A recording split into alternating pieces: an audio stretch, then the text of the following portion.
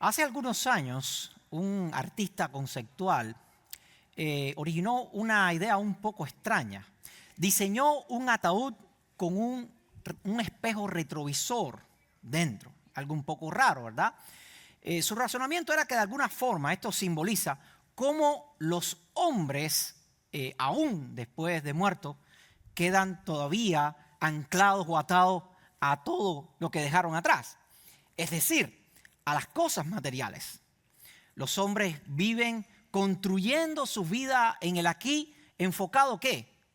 En su prosperidad, en su propio yo, construyendo su propio imperio y desgastando toda su vida en aquello por lo cual pelearon, lucharon, esa casa, ese carro de lujo, quizás ese prestigio empresarial, esa fama, esa popularidad delante de los hombres, pero olvidando algo muy importante, que existe una realidad espiritual eterna, olvidando que existe un destino eterno, el cual todos algún día vamos a tener que enfrentar. Hoy vamos a estar compartiendo un mensaje basado en una parábola en forma de historia que encontramos en Lucas capítulo 16, versículo del 19 al 31. Y aquí Jesús no está contándonos simplemente una historia del más allá, sino que esto nos está mostrando cómo las prioridades de este mundo, ojo, las prioridades de este mundo, de las cosas, de las banalidades de este mundo, muchas veces a nosotros, e incluyo obviamente a nosotros los que aún estamos en Cristo, muchas veces nos ciegan de las realidades y las prioridades espirituales. En otras palabras, muchas veces el aquí delante de los hombres puede parecer exitoso, ¿cierto? Muchas veces el aquí delante de los hombres puede ser maravilloso, de honra, ¿verdad? Sin embargo, el allí delante de Dios puede ser una abominación delante de Dios. Y aunque la palabra quizás nos suene un poco fuerte, esta palabra, una abominación delante de Dios, esa es la realidad. Lo que para los hombres puede aparentar exitoso, maravilloso, de honra, de gloria, de majestad, de éxito y de victoria, delante de Dios, eso, en el allí delante de Dios, en el destino eterno delante de Dios, eso puede ser una abominación. Por eso he titulado este mensaje, el aquí delante de los hombres versus el allí delante de Dios. Vamos a orar. Señor amado, exaltamos, bendecimos tu nombre en esta hora. Te doy gracias por tu palabra, porque es vida para nosotros. Porque, Señor, ¿a quién iremos si solamente tú tienes palabra de vida?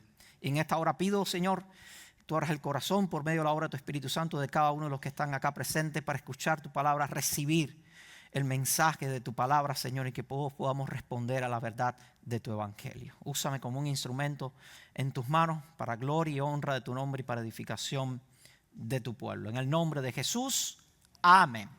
Bueno, les hago una breve introducción.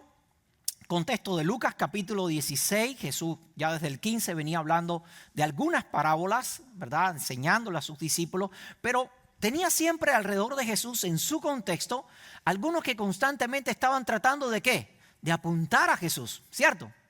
Siempre estaban detrás de él, escuchando sus enseñanzas, no para aprender necesariamente, sino para buscar a ver en qué Jesús fallaba, ¿cierto? ¿Quiénes eran? Los fariseos. Los fariseos siempre estaban, Jesús enseñando. Déjeme decirle que en los tiempos de Jesús, a lo mejor usted entenderá que a lo mejor nada más estaba Jesús con sus 12 discípulos. No, era muy natural, era muy normal en los tiempos de Jesús que existían muchos rabinos, ¿ok?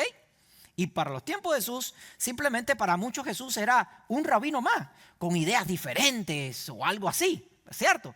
Y mientras Jesús venía con sus 12 discípulos, quizás por la otro lugar, venía Rabí Akiva con sus discípulos también. Pero lo cierto es que las enseñanzas de Jesús contrastaban, impactaban mucho al estilo de vida que llevaban los líderes religiosos de esa época. Por eso muchos de ellos, ¿qué hacían? Constantemente estaban alrededor de él escuchando.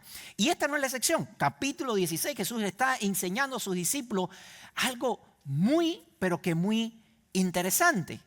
Y es un tema que a todos muchas veces nos golpea, quizás nos confronta también porque es un mensaje un poco fuerte y tiene que ver un poco con la avaricia. Tiene que ver un poco con aquello cuando nosotros priorizamos las cosas de este mundo por las prioridades del reino de Dios. Y terminamos de una manera silenciosa siendo engañados por las cosas de este mundo. Por eso suelto simplemente esta pregunta. ¿Qué es más importante para ti? O cuando ves la realidad espiritual de tu vida y vas a mirar tu vida, tanto delante de los hombres como delante de Dios, ¿qué es más importante para ti? ¿Cómo te ven los hombres? Es decir, cuando te afanas y trabajas duramente en tu vida y desgastas tu tiempo, tu salud, tu todo en este mundo, ¿es con el objetivo de qué?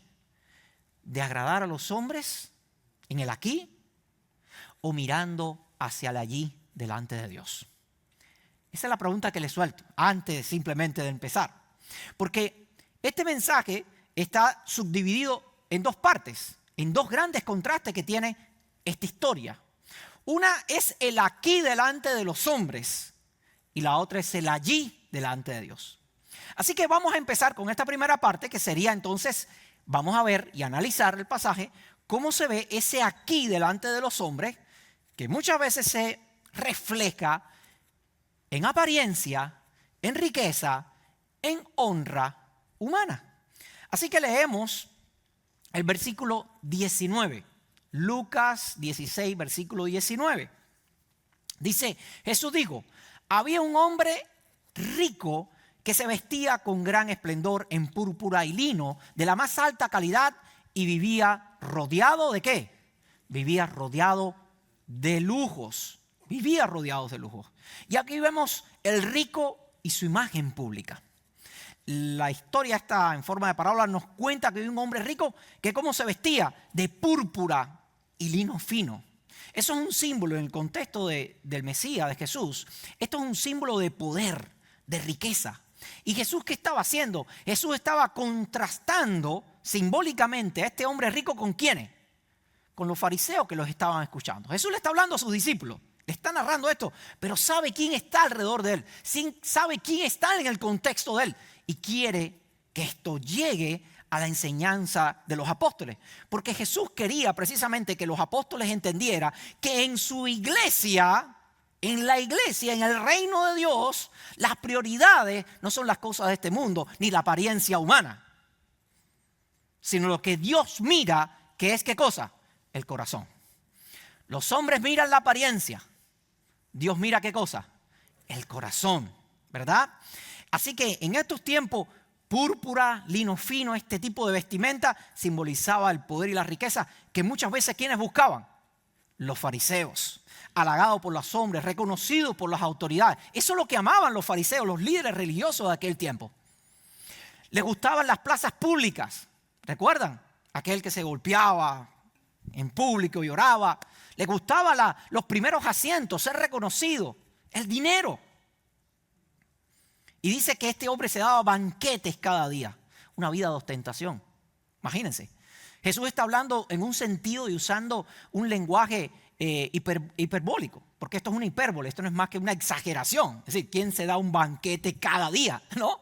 Todos los días. No basta que se vestía de lujo con el más alto lujo de la época, sino que también este hombre tenía un nivel de opulencia que dice que es decir, cada día tenía un banquete. Este rico. Y en el contexto sociocultural judío del primer siglo, la riqueza a menudo consideraba una señal ¿de qué? Del favor y la bendición de Dios. Los judíos se entendía o se creía que la prosperidad material era un indicio de la rectitud y la obediencia a la Torá, a la ley de Dios. Y por cuanto esta gente eran santas y eran celosas de la ley, entonces Dios ¿qué cosa? Dios les prosperaba materialmente. Por eso los judíos, estos fariseos, por eso amaban el dinero. Porque ellos entendían que cuanto más dinero tuvieran, cuanto más fuesen reconocidos por los hombres, cuanto más altos estuvieran en la posición social de su contexto, entonces que estaban ¿cómo? Estaban bien con Dios. Entonces esto representa de que estoy bien con Dios. Y este grupo religioso influyente, que es la audiencia principal que tiene Jesús, está escuchando lo que Jesús está enseñando. Este hombre tenía gran opulencia, pero este hombre los está representando a ellos.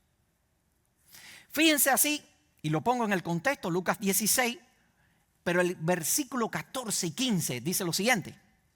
Los fariseos, dice Lucas, que está narrando esta historia, dice, los fariseos que amaban su dinero, ¿qué amaban los fariseos? ¿A Dios? No. ¿Qué amaban los fariseos? Su dinero era lo que amaban los fariseos. No amaban a Dios. Lucas lo deja aquí claramente. Los fariseos que amaban su dinero, ellos no amaban a Dios. Ellos aparentaban amar a Dios. Pero verdaderamente ellos lo que amaban era su dinero. Dice, oyeron todo eso y se burlaron de Jesús. Se burlaban de la enseñanza de Jesús. Entonces Jesús les dijo, Jesús es directo, hermanos. Jesús no anda con rodeos. Jesús no pasa la mano. Jesús habla directo. ¿Ok? Y así es como tenemos que hablar. Directo, hermanos. Directo al corazón. Entonces les digo, a ustedes les encanta aparecer como personas rectas en público. Eso es lo que a ustedes les gusta. ¿Verdad? Aparentar, enseñar su lujo. Su lino fino, sus banquetes, sus posiciones. Por eso Jesús decía, no llamen padre a nadie en la tierra, solamente hay uno. Por eso Jesús le decía, los gobernantes de las naciones se enseñorean de ellas. Se enseñorean de ellas. Mas entre ustedes no será así. Entre ustedes no será así. Sino el más grande entre ustedes será vuestro servidor.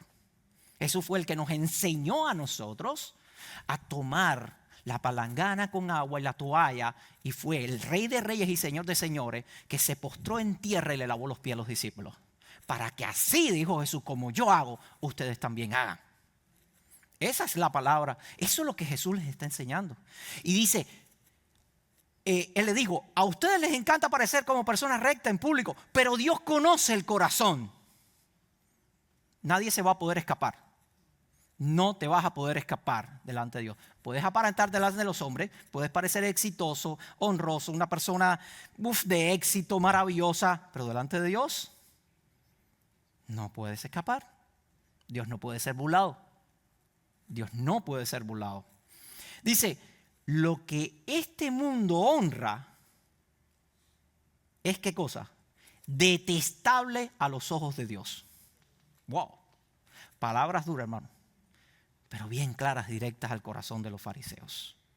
Déjenme decirle, y quiero aclarar esto porque el dinero intrínsecamente, ¿ok? Ontológicamente me refiero, es completamente amoral. Es decir, ¿qué quiero decir con esto? El dinero no es ni bueno ni malo. El dinero no es ni bueno ni malo. Todo dependerá de la actitud que nosotros tengamos para con el dinero. Porque el dinero, como siervo, lo acabamos de ver ahora mismo. El dinero como siervo es maravilloso, es glorioso y honra a Dios. Y lo acabamos de ver ahora mismo. ¿Cuántos no se pararon aquí y van a invertir de sus propios recursos? O de los recursos que ustedes pusieron para que ellos puedan ir y hacer misiones. ¿Cuántos de ellos están diciendo no a sus vacaciones en Hawái? No, I don't know. A donde ellos quisieran ir. Sin embargo, han renunciado a eso por tal de qué? Pero priorizar el reino de Dios y su justicia. Entonces, eso revela claramente que con el mismo martillo que clavaron a Jesús en la cruz, con ese mismo martillo también se construyeron casas para que familias nobles pudieran vivir. Entonces, el problema en sí que Jesús está criticando aquí no es el dinero. Lo que Jesús está juzgando aquí es el corazón podrido de avaricia de los fariseos. Así que el dinero como siervos es el mejor, pero como amo es el peor. Pero como amo es el peor. Vamos a ver ahora, ya vimos el rico y el contexto aquí reflejando, simbolizando, representando a los ricos de esta época, a los fariseos de esta época que amaban el dinero, aparentaban, sin embargo su corazón estaba completamente lejos de Dios y podridos, ¿cierto? Pero ahora vamos a ver el contraste. Lázaro y su miseria ignorada. Versículo 20 dice, tirado a la puerta de su casa, marquen esa parte, donde estaba este Lázaro, este pobre hombre, a la puerta de la casa del rico, ¿no? Estaba ahí tirado a la puerta de su casa. Había un hombre pobre llamado Lázaro, quien estaba cubierto de llagas, mientras Lázaro estaba tendido, deseando comer las sobras de la mesa del hombre rico. Los perros venían y le lamiaban las llagas abiertas. Híjole, qué clase de imagen, ¿no? No sé si ustedes se pudieran imaginar esta imagen, pero verdaderamente es una imagen fuerte, ¿no? Es una imagen bastante fuerte. Quisiera primeramente describirles el nombre de Lázaro, porque no Jesús dice, es decir, le describe a este pobre con un nombre, no le pone un nombre simplemente por gusto, sino porque el nombre Lázaro tiene su origen en el hebreo y es el nombre Eleazar, que representa o simboliza o quiere decir, él ha ayudado o Dios ha ayudado o Dios es mi ayuda. Dios es mi ayuda. Eso es lo que significa el nombre Lázaro, Eleazar en hebreo. En otras palabras, a pesar de que este hombre no tenía nada en este mundo, a pesar que en el aquí delante de este hombre no representaba nada a este hombre, era un don nadie, era un tirado a la puerta, lo que es ignorado por los hombres es honrado por Dios. Lo que es ignorado por los hombres es honrado por Dios. El hombre que teme y guarda en amor la palabra de Dios, créeme, muchas veces va a ser deshonrado por los hombres, pero va a ser honrado por Dios. Así que la pobreza, déjeme decirle que en los tiempos de Jesús, si la riqueza representaba prosperidad de parte de Dios, es que era un hombre temeroso de Dios y como hombre temeroso de Dios, Dios lo prosperaba, Dios lo bendecía, las bendiciones materiales, etcétera, etcétera. Pues la pobreza era una señal muchas veces de maldición, desfavor total de Dios, completamente. Muchos entendían que quizás esa persona, por algún pecado generacional o algo así, se encontraba bajo maldición delante de Dios y por eso estaba en estas circunstancias. Y pregunto, ¿cuántas veces nosotros también hemos juzgado a algunos de esta manera, quizás? ¿Cuántas veces a lo mejor hemos juzgado y hemos dicho, este hermanito se encuentra así porque, mira, lleva 10 años aquí en Estados Unidos, todavía no tiene ni casa. Mira, todavía no tiene el carro del año. Mira, todavía no prospera en su empresa. Mira, quizás en algún pecado debe andar por ahí. No debe andar bien delante de Dios, porque el que anda bien delante de Dios, Dios lo prospera. Hermano, esa era la mentalidad de los fariseos. Y Jesús está contrastando precisamente los extremos de lo que los judíos tenían por concepto. Ustedes tienen por concepto que la apariencia delante de los hombres, la riqueza, la prosperidad, el buen lujo, el indicador perfecto de que alguien está bien delante de Dios. Erróneo. Están en un error. Porque ustedes miran la apariencia, Dios mira el corazón. Mientras para el rico, su riqueza, su dinero, su posición, era su Dios, su ayudador, su sustento, su abrigo, su todo. Mientras él levantaba su propio imperio detrás de unas paredes que no tenían ni entrada ni salida y vivía para sí mismo, Lázaro, a pesar de no tener nada, Dios era su único y verdadero bien. ¿Cuál es tu único y verdadero bien? ¿Tu empresa? ¿Tus riquezas? ¿Tu imperio? ¿Tu carro? ¿Tu casa? ¿Tu familia?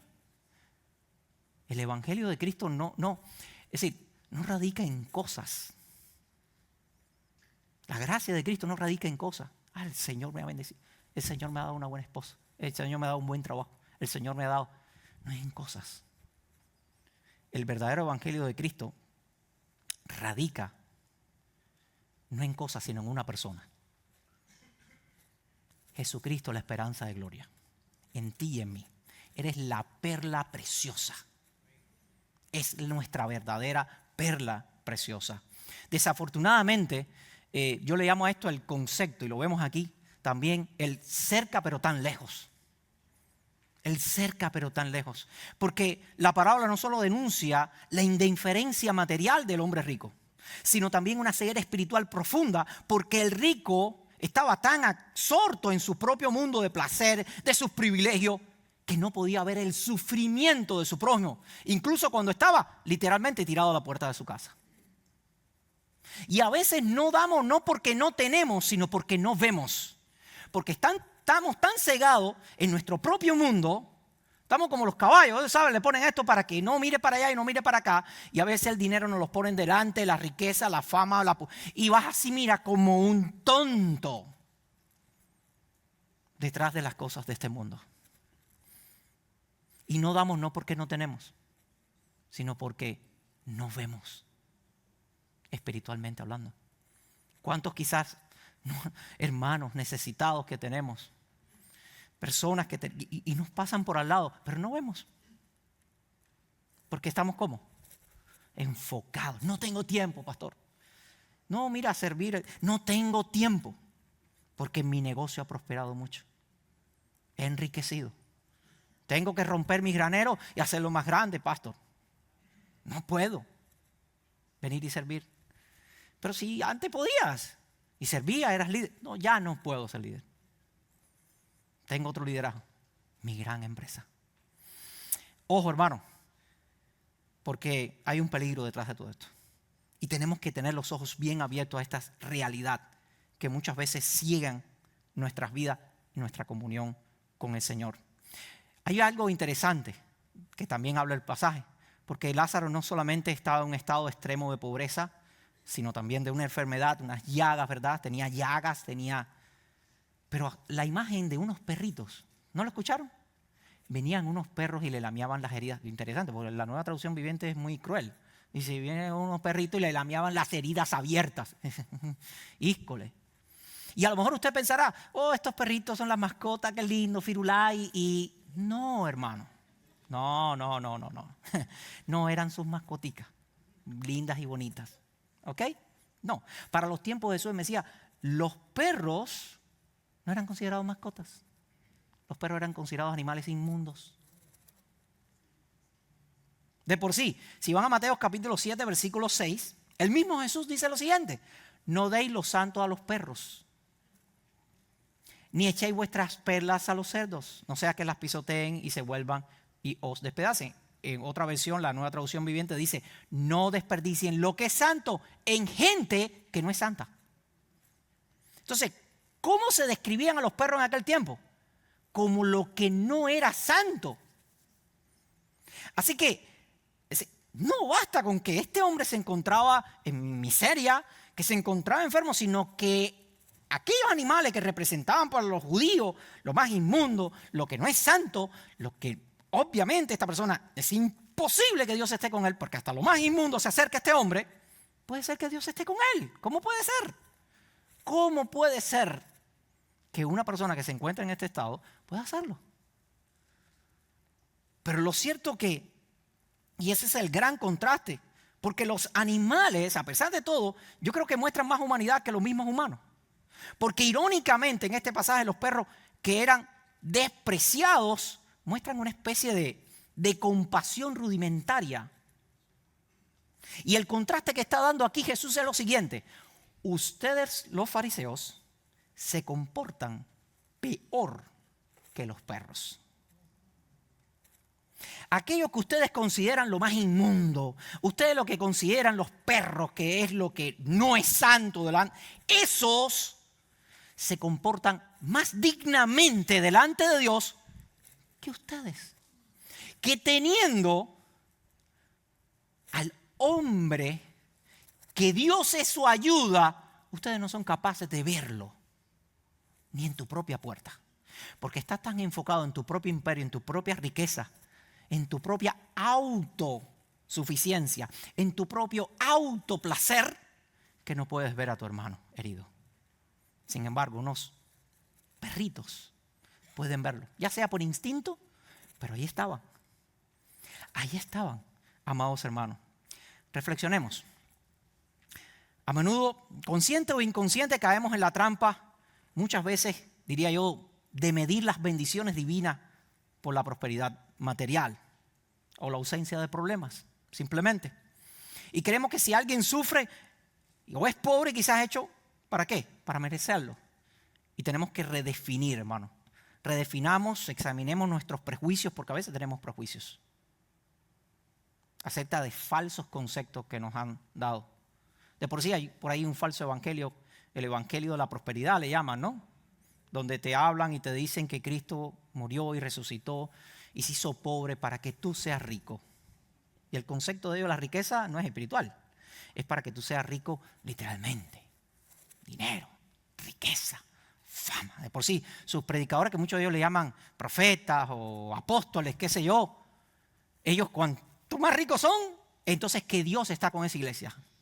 ¿Ok? Dios está con esa iglesia. Y terminan, ¿qué cosa? En la falacia del engaño de un falso evangelio, amados hermanos. Porque empiezan a definir el verdadero evangelio a partir de las cosas del aquí material de este mundo, desenfocándose en la realidad espiritual del futuro. El apóstol Pablo dice inclusive que cuando nosotros demos, ¿verdad? Cuando vayamos a ofrendar, tenemos que ofrendar de corazón. Dice, no con tristeza, ni por necesidad. Hay muchos que dan por necesidad. ¿Sabían? Señor, te doy 100 para que me des 200. ¿Serio? Pastor, yo no fallo en los diezmos. ¿Sabe por qué no fallo en los diezmos? Porque si yo doy el diezmo, Dios me va a dar el 20%. Estás dando por necesidad. Estás dando pensando ¿en qué? En el dinero. Dios ama al que da con alegría. Dios ama al que da desprendidamente, el que da generosamente. El principio de la generosidad es superior a todo, amados hermanos, porque es completamente desprendido. El que se da a sí mismo ya lo dio todo, no tiene ningún problema. Créame, va a dar más de diezmo y sin ningún problema. Y sin ningún problema. Pero si venimos con la mentalidad de que esto es un negocio que tengo con Dios o algo así, si le doy me da, uy, buen negocio. Erróneo, amados hermanos. Es un peligro muchas veces y caemos en el engaño de la falacia de un falso evangelio. Retos que simplemente quería compartirles. Pregúntate, ¿estoy cerca pero tan lejos? Quizás reflexionemos sobre las oportunidades que muchas veces perdemos de muchos que pasan y están a nuestro lado y perdemos la bendición tan grande de bendecir a otro, porque si somos bendecidos, ¿para qué es? Somos bendecidos para bendecir. ¿Cuántas oportunidades pasan por nuestro lado, pero por estar cegados, amados hermanos, en nuestro propio yo, en nuestros propios proyectos, en nuestros propios imperios, olvidamos a los que están a nuestro lado? Les dejo un pensamiento. El apego a lo material es una idolatría silenciosa que ciega el alma al amor de Dios y la miseria del prójimo, impidiendo la verdadera riqueza de una vida entregada a Dios. De una vida entregada a Dios. Pues ahora pasamos a la segunda parte, que viene siendo el allí delante de Dios, el gran destino eterno. Ya vimos la primera parte, ahora vamos a contrastarla con las realidades del allí. Ya vimos las realidades del ahora.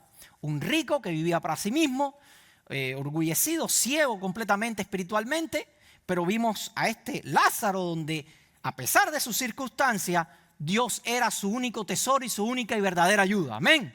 Ahora vamos a ver el contraste en el más allá. ¿Ok? El versículo 22 dice, con el tiempo el hombre pobre murió y fue llevado por los ángeles para que se sentara junto a Abraham en el banquete celestial. El hombre rico también murió y fue enterrado. Miren, lo primero que vemos aquí es que dice el versículo, el hombre pobre murió, pero más adelante dice el hombre rico también, ¿qué cosa? El hombre rico también murió. En otras palabras, la muerte pone a todos a un mismo nivel. Al rico no le sirvió su riqueza para escapar de la muerte, ¿cierto? El rico no pudo comprar la vida, porque la vida no se puede comprar, porque la vida es Cristo, el regalo de Dios, la gracia de Dios, no se puede comprar, ¿cierto?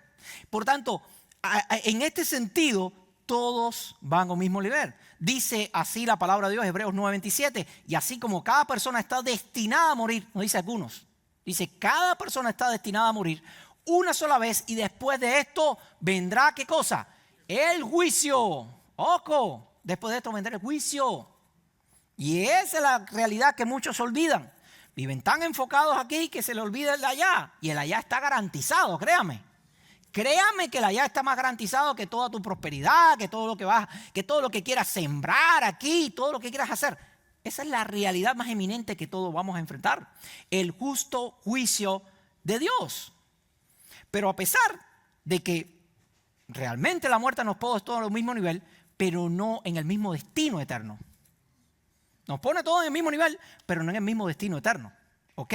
Y ahí vemos el contraste de consolación versus tormento en los versículos a continuación. Y fue el lugar de los muertos, y allí en medio del tormento vio a Abraham a los ojos con Lázaro junto a él. El hombre rico gritó: Padre Abraham, ten piedad, envíame a Lázaro para que moje la punta de su dedo en agua y refresque mi lengua. Estoy en angustia en estas llamas. Abraham le dijo: Hijo, recuerda que tuviste todo lo que quisiste durante la vida. Ya tienes tu propia gloria. Ya recibiste tu propia recompensa. ¿Cuál fue? Todo lo que sembraste para ti mismo, ¿verdad? Dice, y Lázaro no tuvo nada. Porque lo único que tenía Lázaro, la única recompensa, su única, ¿verdad? Su única vida, su único camino, era Dios para él. Ahora él está aquí recibiendo consuelo. ¿Y tú estás dónde? En angustia. Así que el destino de Lázaro, Dios es mi ayuda. En este contexto nos dice que ese hombre pobre que murió y fue llevado ¿por quién? Fue llevado por los ángeles. Y déjeme decirle que el rol de los ángeles en el contexto sociocultural judío, en el pensamiento judío, la intervención angelical de la muerte de los justos no era algo raro para los judíos de aquellos tiempos, para los fariseos. Era algo que ellos entendían claramente porque eso simbolizaba un tránsito honorable y divino.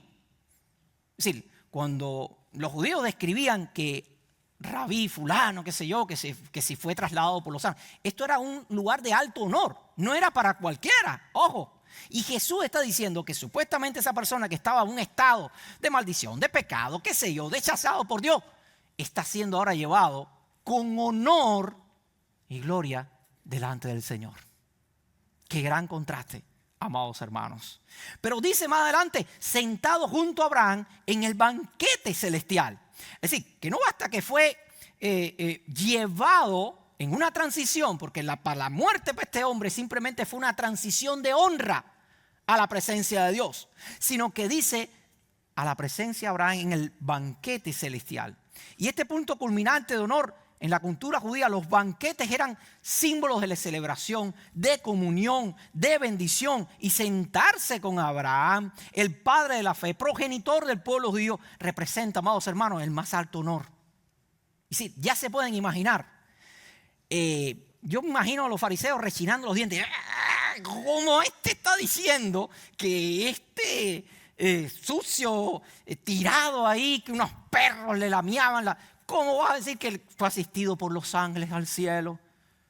Que fue recibido en el seno de Abraham, en el banquete. Ese es el lugar de más alto honor para un judío. Jesús lo que le estaba diciendo es que Dios es nuestra verdadera recompensa. Pero ¿qué pasa con el destino del rico? El que amaba y confiaba en sus riquezas. ¿Qué pasó? Dice que el hombre rico también murió y fue enterrado. Es interesante porque no dice que Lázaro fue enterrado. Bueno, ¿quién le importaría el cuerpo de Lázaro en la tierra, verdad? Este pecador, averigua tú dónde lo habrán tirado, ¿no? Después que se murió. Pero el rico no. El rico, después de la muerte, siguió con su ataúd, con su retrovisor. Todos honrándolos. Me imagino la gente orando. ¡Uy, nos quedamos sin el banquete que teníamos todos los días! ¡Uy, pero sí! Él era tan bueno, ¿verdad?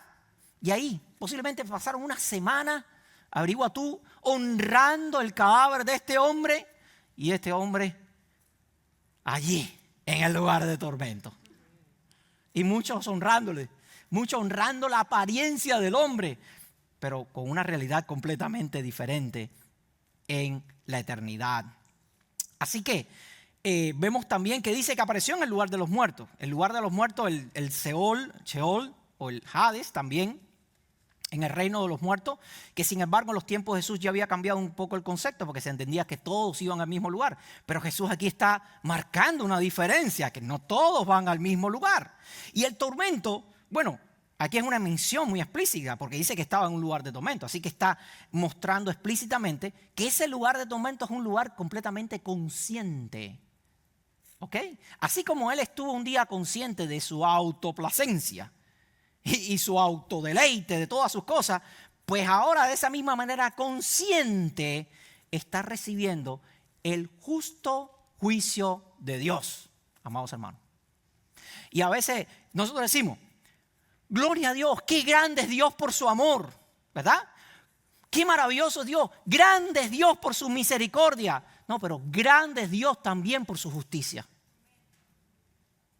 Grande es Dios también por aplicar su justa justicia sobre aquel que no escucha su palabra, que no ama a Dios y que vive una vida completamente ciega y olvidada completamente de Dios y de su prójimo.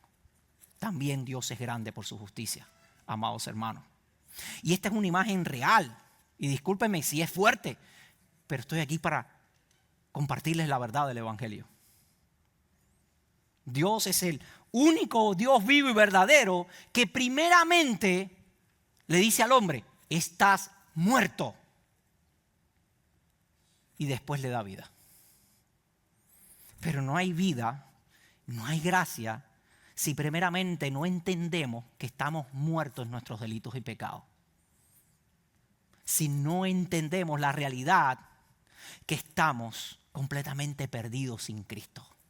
Y que nuestro verdadero problema no es de matrimonio. Que nuestro verdadero problema no es empresarial. Que nuestro verdadero problema es con Dios. Tu verdadero problema no es que te va a amar en el matrimonio, que te faltan las finanzas. Tu verdadero problema es con Dios.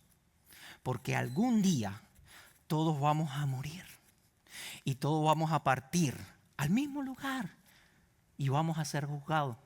Los vivos y los muertos. Todos. Y van a tener que dar cuenta de sí. Delante del Señor. Y va a venir el justo juicio de Dios. Pero solo aquellos que independientemente de las circunstancias en este mundo, ya sea que estés en miseria, ya sea que estés en la enfermedad terminal más dura, que te estén lamiando las llagas unos perros considerados lo peor del contexto sociocultural judío, pero teniendo a Dios como su única y verdadera recompensa, teniendo a Dios como la perla preciosa de su vida, el destino marca la diferencia. El destino va a marcar la diferencia, amados hermanos. El destino va a marcar la diferencia. El destino eterno es un estado irreversible. Dice el versículo 26, además hay un gran abismo. Porque le digo, mándalo para acá y ayúdame, mira, qué sé yo. Pero dice, hay un gran abismo que no separa. Ninguno de nosotros puede cruzar hasta allí, ninguno de ustedes puede cruzar hasta aquí. En otras palabras, el estado es, ¿qué cosa? Irreversible. Es aquí y ahora la decisión por Cristo. No es mañana. No espere esa mañana. Para el rico fue tarde. Y eso es lo que le estaba diciendo Jesús a los fariseos, porque entendamos que todo esto es un símbolo. Y Jesús le está diciendo a los fariseos, no esperen para mañana. No sigan endureciendo sus corazones contra el Evangelio. No sigan viviendo en avaricia y amor por el dinero. Porque el destino es irreversible. Después de esto no hay más evangelio, no hay más ayuda, no hay más nada. Es el aquí y ahora tu decisión por Cristo. Pero vemos al final ya de este pasaje cómo el justo juicio de Dios revela la verdadera condición del hombre. En este caso del rico, del pecador, del que supuestamente delante de los hombres aparentaba ¿qué cosa? Estar bien delante de Dios, sin embargo su corazón estaba podrido. Ese mismo corazón podrido que fue el lugar de tormento nunca va a cambiar. Es más, todos los que van a este estado de condenación van a seguir en su mismo estado de condenación. En otras palabras, no hay opción de arrepentimiento. Es decir, no van a mostrar arrepentimiento porque ya no hay ni de parte de Dios ni por ningún lado oportunidad de arrepentimiento. Sí, ya van a quedar en esa misma condición. Y lo vemos en el pasaje. Dice, el hombre rico gritó: Padre Abraham, ten piedad, envíame a Lázaro para que moje la punta de su dedo en agua y refresque mi lengua. Estoy en angustia en estas llamas. En otras palabras, el hombre rico nunca confiesa su pecado. Solo está mirando su propia necesidad en medio de angustia por el justo juicio de Dios. Nunca busca reconciliarse con Dios y Lázaro. Este hombre seguía siendo el mismo. Simplemente que ahora estaba en desgracia, ¿verdad? Estaba ahora en angustia. ¿Y qué está diciendo? Tratando de resolver ¿qué cosa? Su problema. Y todavía viendo a Lázaro como un esclavo, como un siervo. Oye, mándamelo. Mira, oye, manda a Lázaro para que me eche un poquito de agua. Wow. Oye, pero ¿por qué no? Padre, perdóname. He pecado contra el cielo. He pecado contra mi hermano Lázaro. Lo tuve ahí, nunca lo vi. Señor, perdóname. Ah, no. ¿Qué está viendo él? Su propia necesidad. Jamás, ni un átimo de arrepentimiento de este hombre. Jamás mostró arrepentimiento. Aún estando. Porque una vez que el destino eterno ocurre, la condición o el estado de la persona queda así. No hay más marcha atrás. Y simplemente es lo que está manifestando y justificando precisamente su propia condenación. Sigue siendo el mismo. No es alguien diferente. Mándame a Lázaro, que me eche un poquito de agua. Lázaro como mi siervo, mi esclavo, arriba. Manda al pobre que me eche aquí. Es interesante, ¿verdad? Así que el hombre rico solo ve a Lázaro como un instrumento para sus propios intereses. Pero también no solamente eso, sino que también rechaza la palabra de Dios, insinuando que son insuficientes. Más adelante dice, Abraham le dijo, Moisés y los profetas ya les advirtieron. Porque él le había dicho, entonces el rico le dijo, por favor, padre Abraham, al menos envía a la casa de mis padres, en versículo 28, tengo 5 hermanos y quiero advertirles que no terminen en este lugar de tormento. En otras palabras, sigue pensando en qué, en sus propios intereses, sus hermanos, ¿no? Pero es interesante porque está viendo como un fin en sí mismo el hecho de evitar un tormento. No sé si me explico. Su mentalidad no es la idea de amar a Dios, dile que amen a Dios. Oye, que eviten esto está malo aquí.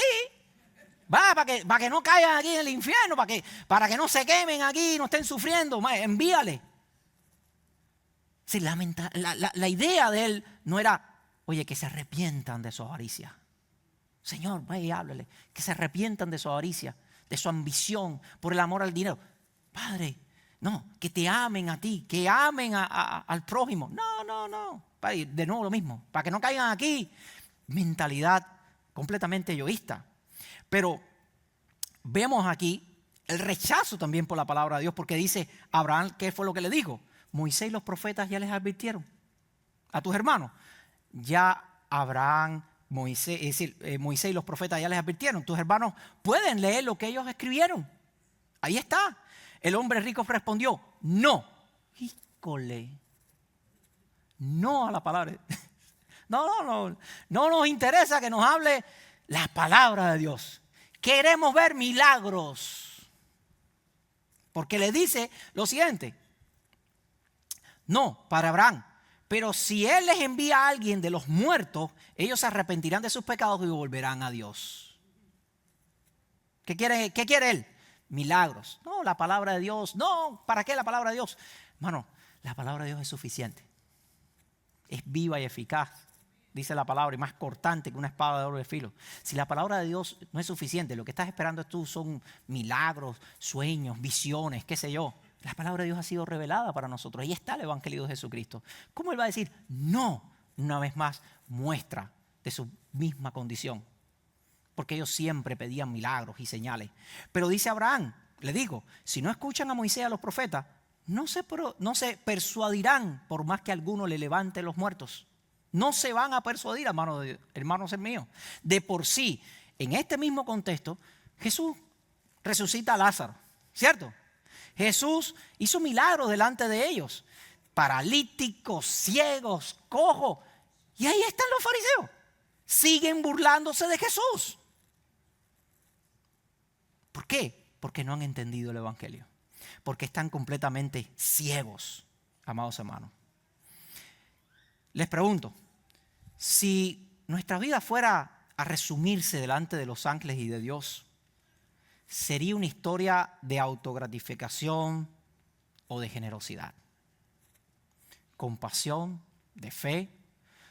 La muerte es el punto donde se revela el verdadero significado de nuestras vidas. Y ahí viene el destino eterno. Así que examina tu propio corazón. ¿Buscas autocomplacencia o buscas arrepentimiento genuino?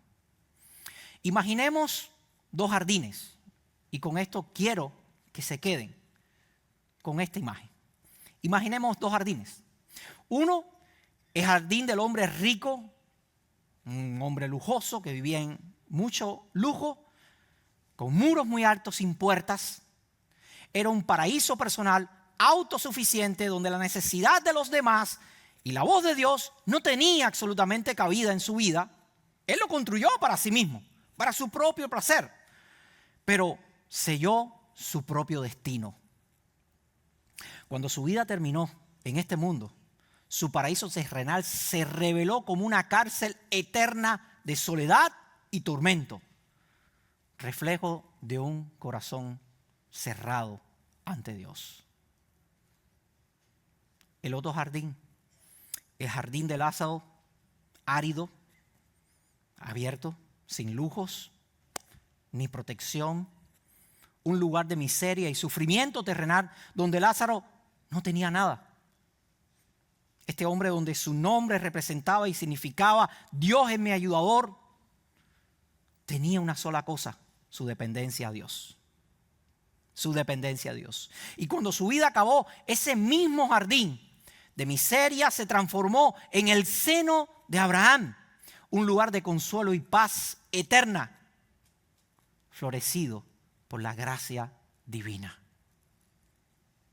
La parábola nos pregunta, ¿qué muros estamos construyendo en nuestros propios corazones? Preguntémonos a nosotros mismos. Estamos tan enfocados en nuestros jardines personales que ignoramos a quienes sufren y la clara voz de Dios ya revelada. ¿Construimos un paraíso terrenal para nosotros mismos o vamos a entregar nuestro terreno a aquel que tiene poder para transformar nuestro jardín en una eternidad gloriosa y de paz? Oremos. Señor, bendecimos y exaltamos tu nombre dando gracias, Padre, por tu palabra, Señor. Gracias porque ella es vida para nosotros. Pedimos, Señor, que nos ayude, Señor, a vivir en este ahora, pero mirando hacia el allí, hacia el eterno futuro que tenemos en Cristo. Cristo, tú eres nuestra esperanza de gloria y a ti te alabamos y te bendecimos. Tú eres nuestro mayor y mejor bien en nuestras vidas. Te pido, Señor, que nos ayudes a mantenernos enfocados en las cosas espirituales. Que cuando venga, Señor, el afán de la avaricia, de las cosas de este mundo, nos ayude, Señor, a enfocarnos en el mensaje de la cruz. Que nos ayude, Señor, a enfocarnos que tú eres el Rey de Reyes y Señor de Señores, Señor. No queremos ver simplemente el cielo como un fin en sí mismo, Señor. Como simplemente el hecho de evitar un infierno y sufrir y padecer, sino simplemente por el puro amor y el afecto de tu voluntad de ser hijos tuyos y poderte disfrutar como Padre. Te pido, Padre, que bendigas a tu amada iglesia acá en Christ Fellowship, Señor, y que te glorifiques, Señor, en la vida de cada uno de ellos. En el nombre de Jesús. Amén.